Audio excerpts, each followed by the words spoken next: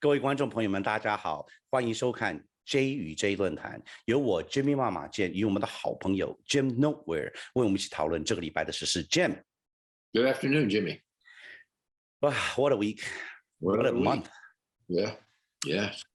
We you have some very timely comments on what's going on in Ukraine and Russia and how it relates to us here in Houston and Texas and US.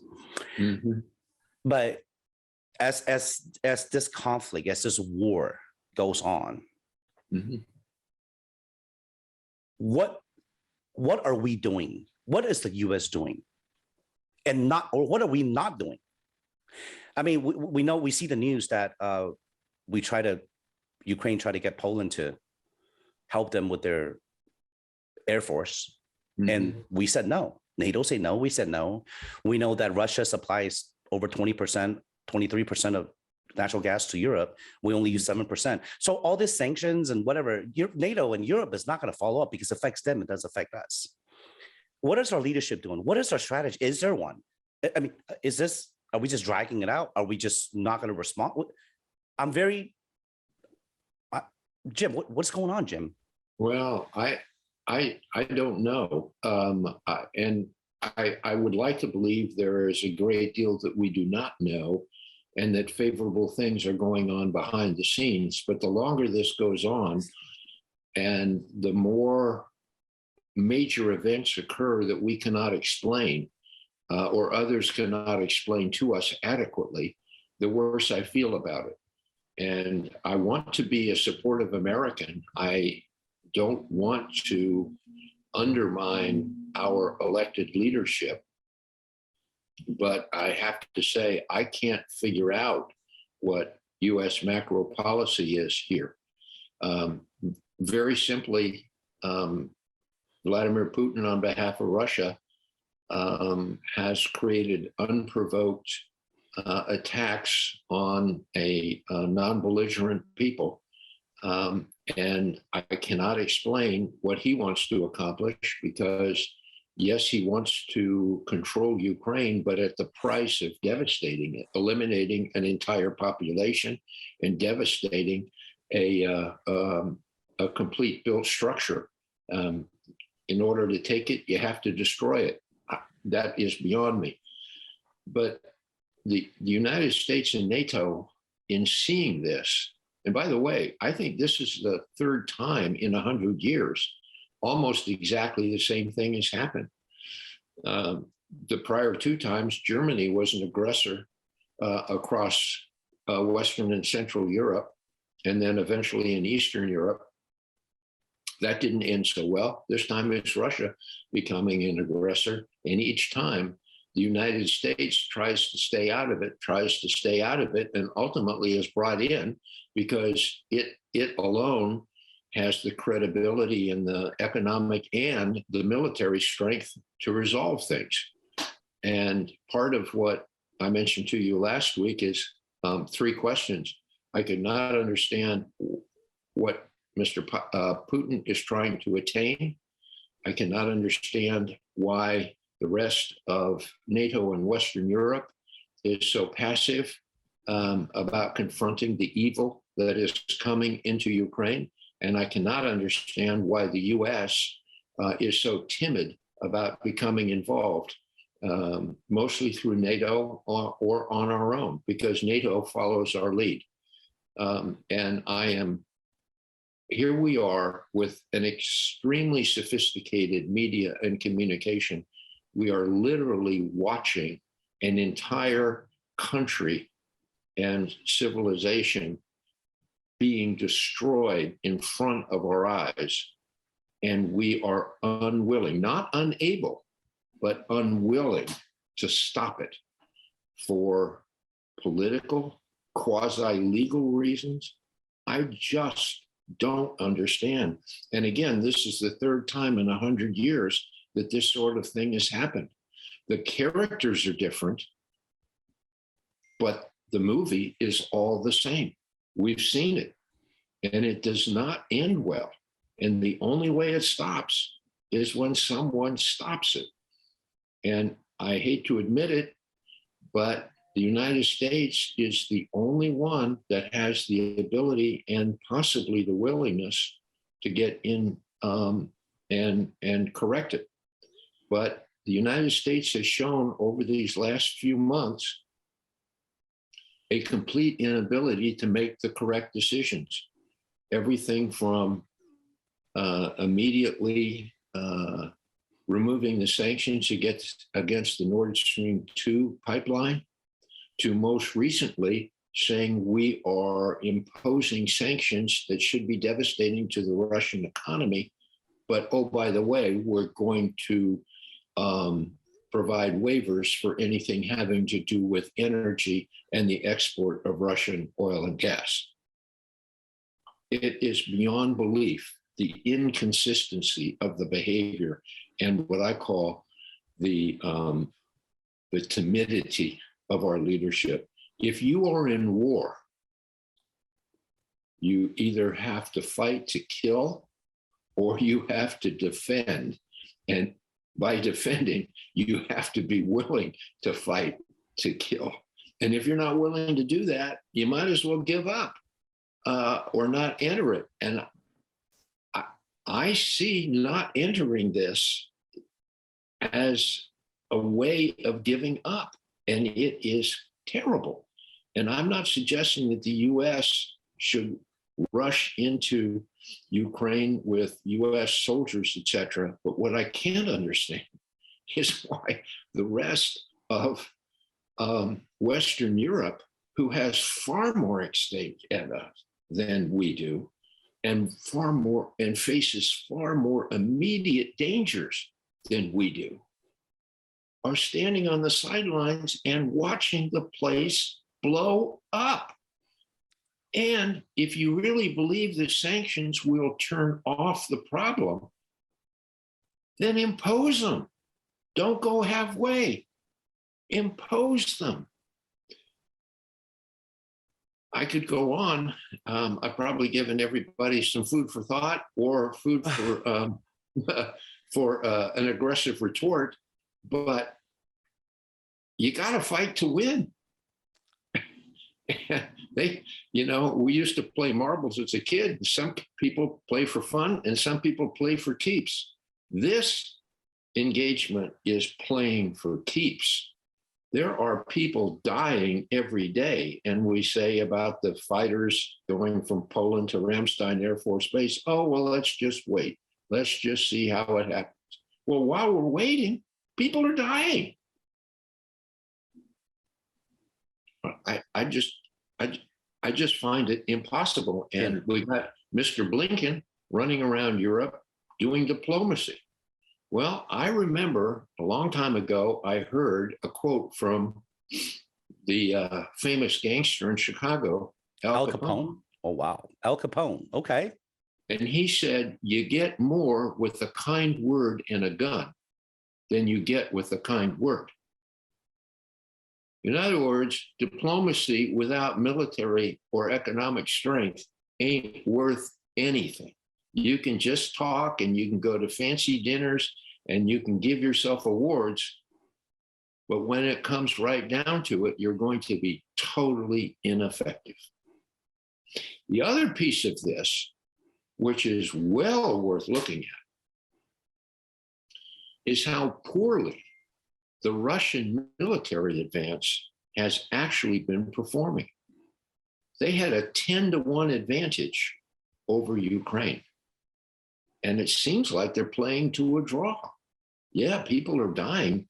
And from the word I get, the Russians are not only killing Ukrainian citizens as well as members of the Ukrainian military, but as many Russian soldiers are dying and getting injured as Ukrainians.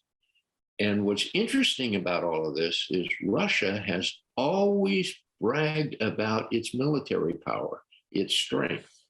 A disproportionate amount of Russia's military strength is being deployed to this one focus in Ukraine. And if it cannot defeat quickly and overwhelmingly a again, a 1/10 foe and do it quickly, and which they're not. They seem to be stalled on many fronts. Then Russia is going to be, and it already is being exposed as a paper tiger. And what that should tell us is we don't have to worry very much about a Russian threat, particularly if it seeks to expand, even if it is successful in Ukraine. And I'm not sure what that all means, success. But what is it going to do next? Is it going to go into Poland? Is it going to go to the other NATO countries like Hungary? I sincerely doubt it. It doesn't have the capability for doing it. Now, to come full circle in this, maybe the people in Washington at the Pentagon and in Brussels with NATO, maybe they're thinking that Russia will just play itself out and exhaust itself and we don't have to worry. I don't think I'd take that bet. I would try to stop it anyway. And by the way, many people in Washington are saying, at the diplomatic corps, they're saying, well, we as the United States or even NATO can't get more actively involved in this because we might escalate it to a nuclear war. Well, wasn't that a risk all along? That shouldn't be a new revelation. And what do all of these high-powered military analysts, weapons systems, et cetera, that we pay for with our US tax dollars in financing the military, if they haven't thought about escalation to nuclear combat, not that I want to escalate, okay, but at some point you can't say you're afraid of escalating and think you're a strong military power. You have to be willing to confront that evil as it is. And if we're not prepared for that, that is a frightening thought regarding our own national security. Now, there's so many ramifications to this, and we could go on, but I'm very disappointed in the lack of American leadership and foresight here. Jim, what really concerns me now is it doesn't surprise me that the White House is choosing this path. What concerns me is the division on the American people. As you know, we both have friends that are close friends that are on both sides of the aisle, right? We know progressive and conservatives. Yeah. What concerns me is like you said before, we would stand together on macro or our foreign policy. It usually unites us. Mm-hmm. Like with this instance, it should be simple. We need to help them because we play a big part in getting this here. Mm-hmm. But yet, because of whether it's Russian disinformation or because of disinformation from our own people, I have a large group of very conservative friends mm-hmm. that believes that the Ukrainians have neo-Nazis killing Russians, and that we caused this, that we trained them, and that we should not be involved, and that for our American interest, that we should allow this to happen, and that Putin is not wrong, and that they support former President Trump in praising Putin, and they believe Putin is a visionary leader and that he's doing what he should be doing to protect his country.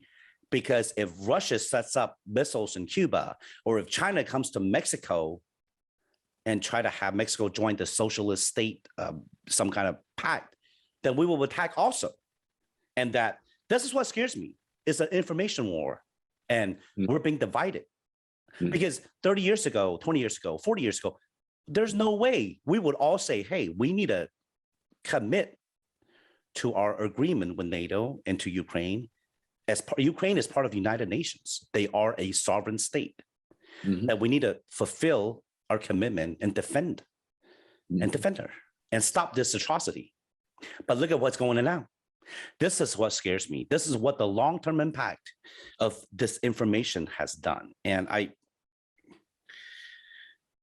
There's no, I don't have a solution, neither do you. I mean, we join in, if we have military action, we're not going to sacrifice American lives over this. And then, like you said, did we start World War III? Did we start a nuclear holocaust? Because Putin is not going to back down. And we know that. There's no diplomacy without a stick and an apple. We have to have both. Mhm. But what apple are we going to give them? We're not. And we're depending on China and India to interfere. Come on now. The media here is saying, oh, China is implicit. China wants to gain from this, or India, but what are they going to do? They're not going to do anything, right? It's not in their best interest, for the national interest. Is Ukraine's independence really vital to our national interest? It's not. It's not. No, not directly, but indirectly. I'm very concerned of it because of where they are, etc. By the way, I owe you an apology from last week. You had mentioned last week that Ukraine had applied for membership in NATO. And I said I was unaware of that, and I was unaware of that. But this past week, since we had that discussion, I did learn that Ukraine hadn't formally applied, but had indicated and requested to join NATO. And what that really meant is it signaled its concern about its own security, and it wanted help. So we have seen this coming for quite some time. We do. This is not a 3-week-old war. This is a long time coming. And our energy policy hasn't reflected it. Our other activity throughout Europe hasn't affected it, been affected by it. And again, I just think we've been asleep and at our own danger. Did you get a chance to read what I sent you regarding the political scientist John Mearsheimer? For years, he's been saying that we are at fault. Putin's aggression toward Ukraine is caused by Western intervention. And there's a lot of people, academics and politicians and American people that agrees with that.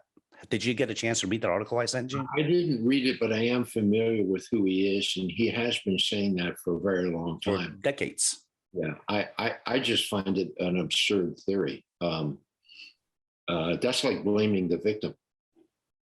Victim blaming, okay? Yeah, I mean, how many times when a young girl has been raped, they say, "Oh, she wore provocative clothing."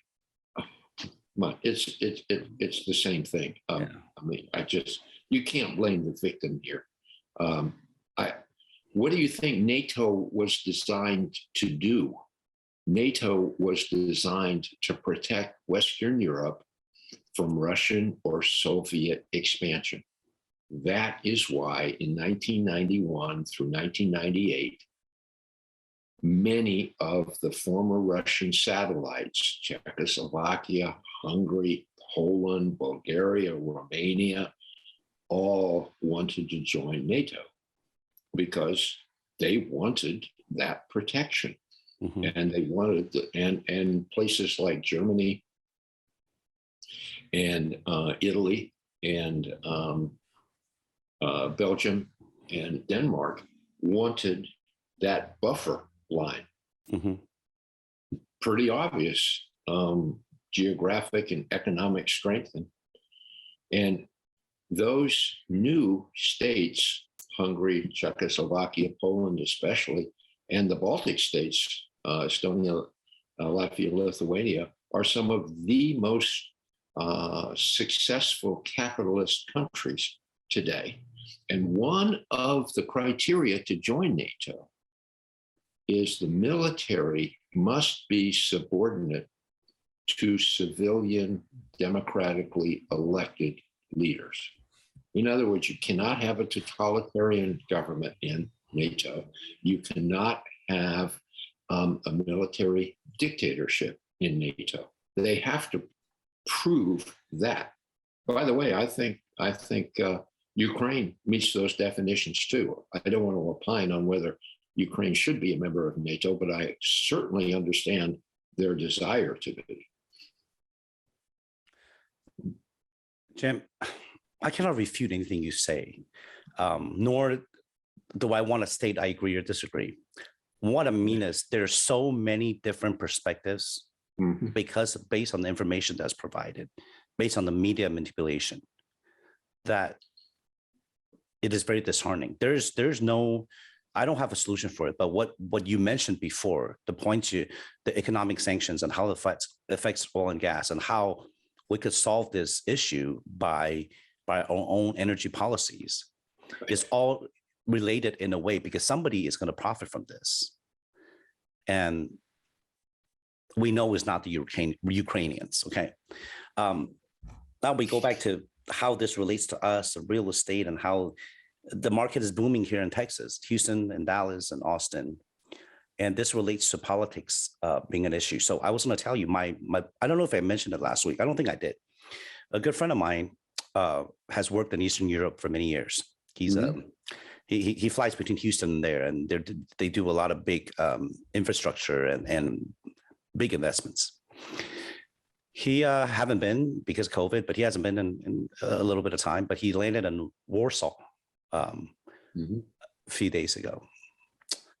He made an observation that was very clear to me of our problem. He said that the media there, whether it's social media or actual traditional media, their focus is not painted by politics or by the perspective of which political party you support. Their reporting and everything they talk about is the actual facts of the war and the human cost, the bloodshed. That's all. Because they're right there. They're, he said it's 6-7 hours away by car. And the refugees are pouring in. He said that when you keep that focus on there, it takes out a lot of this direction, this manipulation, or this ulterior motive that politicians or political states or countries have. And that's what the focus should be on. Okay. It's very profound what he says. I agree. For the same reason, some of my friends consciously listen to the BBC, the British broadcasting, because it's free from the intervention of American politics into American media reporting. And it makes what you say makes perfect sense. I'm not offering, I have no solution. I feel for them. But I cannot refute some of what some of our conservative friends are saying regarding the right for Russia to defend its borders and the atrocities that the neo-Nazis of Ukraine that we create. Could I deny the fact that we as Americans do have a responsibility that for our government's actions? Yeah, probably, because our government has, these are facts are stating, we have, and I'm not going to defend that. We are going to do what is best for our national interests. And if that means casualties of other countries is better than losing American lives, it absolutely is. Are our politicians doing what they think is best for their career or their country? We cannot refute that yet either. So it's very distressing, but I go back to real estate, how Texas is booming, how this war would affect all of us. I mentioned earlier too, so I met some real estate investors today. What they said is that, try to invest in blue cities, which most cities are blue, but make sure the surrounding areas are red. So there's a good balance. So the crime rate and homeless problems will not, overrun, and investment would not return in a positive. And that's very profound too, because it's absolutely true. You look at Austin, you look at big parts of Dallas and Houston, Nashville, and then you look at the horror of San Francisco, West Coast, or LA and Seattle and New York, and how this anti-Asian crime, even you follow up on it. You know what's going on. The past few weeks is nonstop, and mainstream media finally pick up some of them. It's horrendous, right? Being hammered to death or being clawed to death or slashed for no reason, telling them to go back to your country or that you brought COVID. All this is a continuation of the pandemic, but it's not being reported as a hate crime. A lot of it is not. It's not being, there's no protest. There's no politicians demanding, in a way, this systematic racism is not being called out? What happened to the woke crowd? What happened to being politically correct PC? I mean, does Asian Americans not count as minorities being persecuted? No, I'm not asking you for an answer. I'm sorry, I cannot, because I understand. But you understand the plight. I mean, you're from California. You travel the world.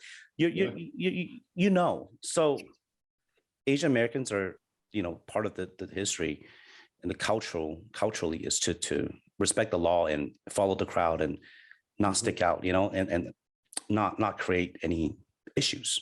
Obey, and that's a problem in a society like this, because the greasy wheel gets clean. I mean, the squeaky bird gets fed. I mean, being quiet and being obedient, being good, it's very hard, Jim. It's very hard for me to talk about this because, I know this old lady that was murdered. She died when her head was caved in, a few weeks ago. Her last name was Ma. Her last name's Ma is like mine. So this lady could be my mom or my aunt or my sister or my daughter, could be somebody related to me. It could happen to anyone because you're walking around New York. And this young man that was slashed a few days ago for no reason, just because he's Asian, or the poor man that was pushed down the stairs.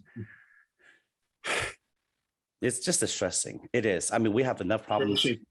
Jimmy, I think what you're talking about is again a repeat of what happened in Germany in the 1920s and 30s. Against the Jews? Yes, exactly right. In Germany, wow, in the 1920s and 30s, Germany was arguably the most sophisticated country in the world. Industrial might. Industrial might. The politically very advanced, direct democracy, true democracy. Right. The arts, sciences. Germany was probably the most advanced country, society, culture, etc. Yes. So how could evil have occurred within it with people not paying attention until it was far too late? People turned around and didn't want to see what was happening. I'm sure they had the best communication at the time, media, etc., literature, all those kinds of things, universities, etc. I just think as citizens, we have an obligation to each other to stay aware of what's happening and call out wrongdoing and to be able to stand up to problems when we see it. And that's part of the reason why I use the word timidity to talk about our leadership, because it's not only foreign affecting Europe and the current Ukrainian situation. I think it's laced throughout our entire political culture around here. People are intimidated. Look at the controversies that are now going on in American school systems regarding critical race theory. It has to get so bad. But when it gets so bad, people begin to take the law into their own hands, whether it's education or public safety. If anything, I'm just surprised that there's not more vigilantism going on to protect neighborhoods from the rising crime. I'm actually very surprised that mainstream America is so tolerant of the rise in crime. Because, I mean, it's very consistent. It's very wide across the board. Some of it's demographic, but mostly it's because our elected leaders are no longer respecting the rule of law and enforcing the laws that we have, criminal laws. Yeah, because you arrest them and they get released very quickly. Yeah. I mean, it's just foolish. It's foolish. And these same guys come out and commit most of the crimes. Why we don't hold them, I can't fathom.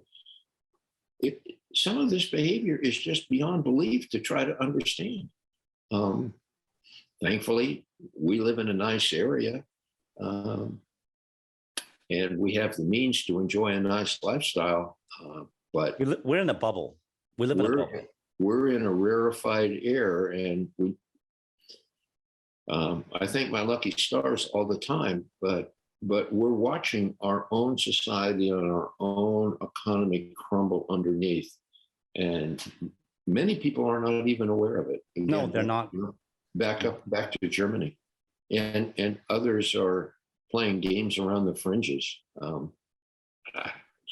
Well, Jim, that's very sombering. I mean, that needs to be a wake-up call. We need to hold our elected officials accountable, and we as a society really have to start being more educated on issues and spend some time and vote and go out and vote, period, and vote for candidates that are deserving. Mm-hmm. And I mean, we've been saying this for how many generations now? You know, it's very distressing, Jim. Well, was it Benjamin Franklin said, you can have a republic if you can keep it. And then Ronald Reagan said, freedom is only one generation away from tyranny. Absolutely. And look at this, look at Ukraine. Look at Taiwan. Yeah, you're only a few weeks away from annihilation. You know, Korea just elected a new president for the opposition party. They call him the Korean Trump. Well, Brazil had that too. What was there? Yeah, you see the unheard, the elected is spoken up. What they want people that is not part of the system, right, not part of political elite. But wow, God, you know what? I go to church. I started to go to church twice a week now instead of once. So let's hope that would help, because in God we trust. That's all I have. Well, I'll tell you what, it's interesting you say that, because think of the season that we're in right now. We're in Lent. Yes. And I'm not Catholic though. Yeah. Yeah, but Christians, most Christians to one degree or another, practice Lent. Practice and observe Lent. And yes, to me, it's lost on a lot of people, particularly non-Christians.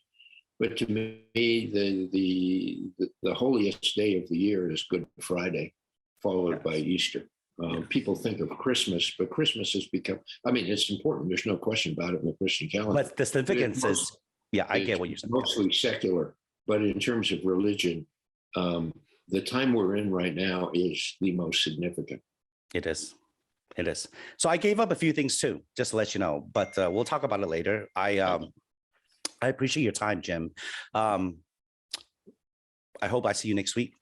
Oh, you definitely will. Stay healthy, stay safe. I'm sure there will be even more confusion next week than we can imagine now. Bearing a miracle, hopefully this conflict ends by next week. Well, I doubt it. I doubt it. I doubt it too. Or maybe we can get relief to the people who are suffering. That's what we pray for. Yeah. Thank you, Jimmy. Okay. Bye-bye. Take care.